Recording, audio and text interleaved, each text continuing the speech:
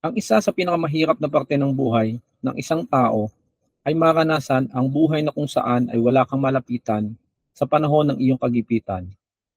Na kahit pa naging mabuti ka naman sa iyong kapwa, nung ikaw ay sagana, ay kabaligtaran naman ang nangyayari ngayong ikaw ay gipit na.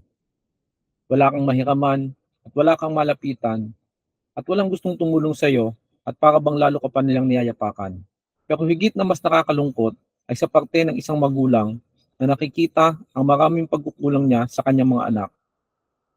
Kulang sa pagkain sa hapag, hindi maayos na tahanan, at kawalan ng kakayahan na ibigay ang mga bagay na hinihingi ng kanyang mga anak kahit ito ay mga simpleng bagay lamang.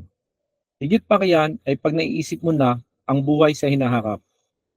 Paano pag-aaralin ang iyong mga anak at paano sila mabibigyan ng magandang buhay? Ako si Christian Flores, dating Director for Channels and Distribution sa Garena Philippines, ang nag-publish ng League of Legends at nagtayo ng Shopee Philippines. At yan ang naranasan ko dati after kong mag-resign sa Garena noong 2017. At yan din ang nagtulak sa akin para maghanap ng kung ano-anong pwedeng pagkakitaan online. Ang problema ay ang napakaraming scam na nagkalat online at ang mga mahal na education at malaking kapital na kailangan para kumita sa iba't ibang negosyo na aking nakita.